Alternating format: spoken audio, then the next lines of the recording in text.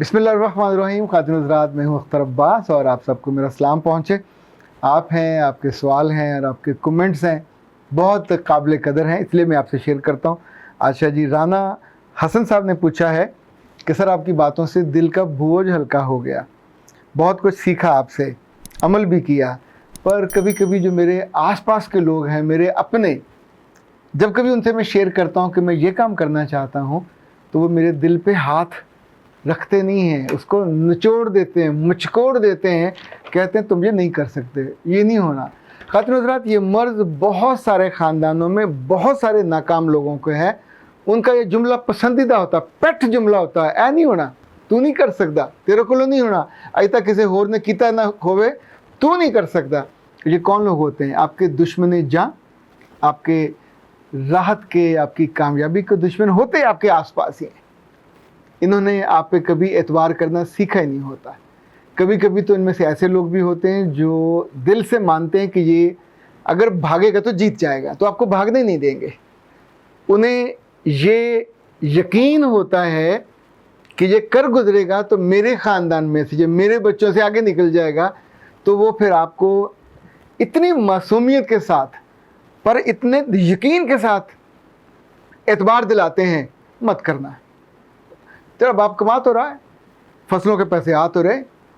अभी जो बहुत सारे बच्चे बर्बाद हो रहे हैं इस वक्त, नई नस्ल के, जो 20-25 की एज के बीच में जो स्लॉट है, ना तो ये पढ़ने में अच्छी है ना काम की अच्छी है। गांव में जाते हैं तो उन्हीं के शरीके के लोग उनको उन कामों पे लगा देते हैं जहाँ सिर्फ रुसवाई और बदनामी होती है।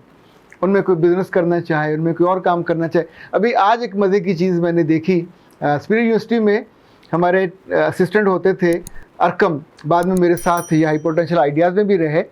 तो उन्होंने एक इश्तिहार दिया कि ये बहरिया आर्चर्ड्स में रहते हैं और वहाँ उनके घर के साथ उन्होंने कुछ जगह लेके, तो बड़ी ईद का सोच के, ज़ाहिर है इसने एमफिल किया हुआ है कॉमर्स में, तो बड़ी ईद, उस एमफिल का क्या फ़ायदा अगर वो प्रैक्टिकलिटी में नहीं ढलता।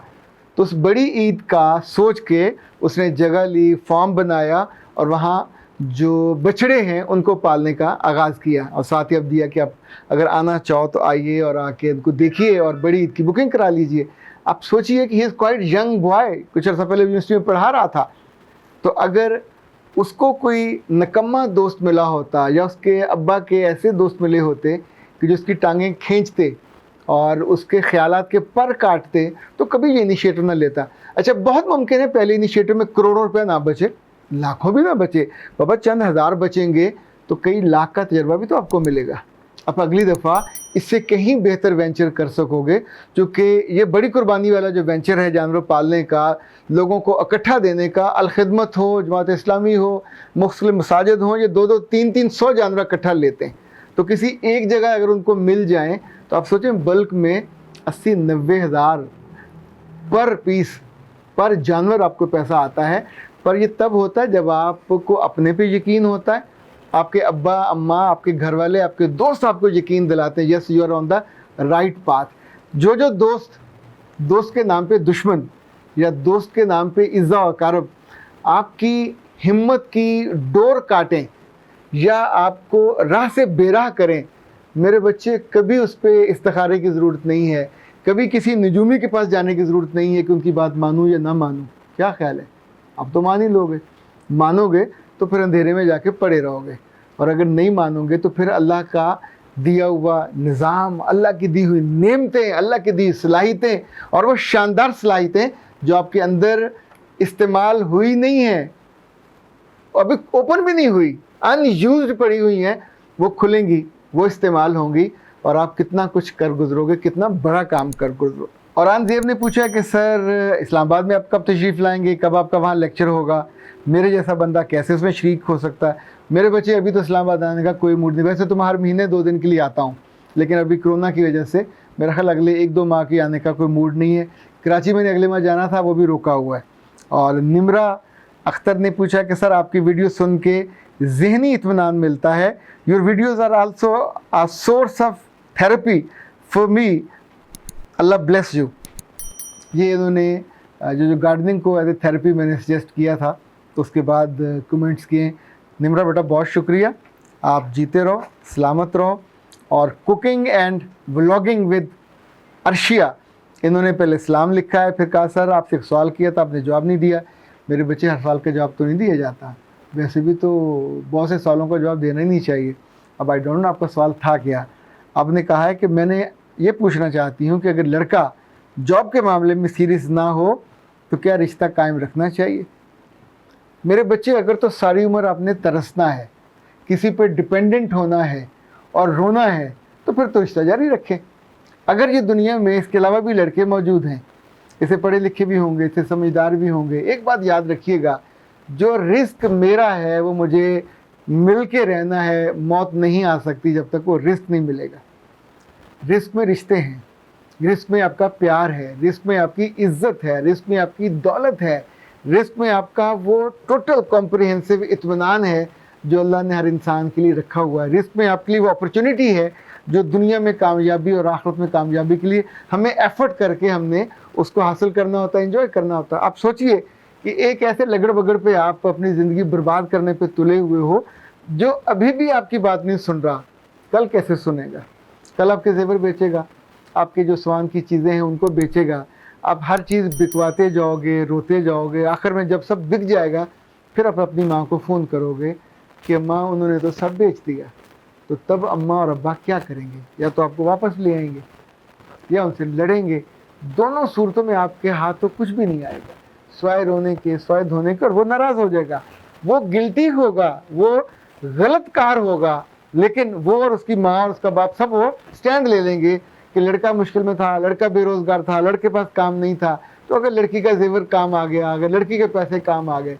अभी कुछ रमज़ान से पहले एक बच्ची ने रब्ता किया था, शादी के उसके मेरा ख्याल को 2-3 हफ्ते हुए थे, तो उसने कहा था सर मैं तो अपनी सलामी को भी नहीं देख सकी, उसको गिन भी नहीं पाई। उसने मेरे कमरे में आते ही मुझे नहीं देखा, मेरी तारीफ़ नहीं की, मेरी तहसीन नहीं की, झपट के जितने मेरे पास थे, मेरे पर्स में थे, ज़ाहिर है तो गिने बिना ही बंदा रखता जाता है, वो सारे वहाँ से निकाल लिए और मुझे हैरान परेशान छोड़ के कमरे से बाहर चला गया। अपनी माँ को दे के आया या कहीं रख के आया या कहीं बिल उतार के आया, आई डोंट नो। खातिर हज़रात, आपको क्या ये ब्रीड सुधरने वाली होती है? वैसे जो ये ब्रायलर मुर्गियाँ होती हैं ये सारी उम्र एक ही काम करती हैं, पड़ी रहती हैं मरने के इंतज़ार में।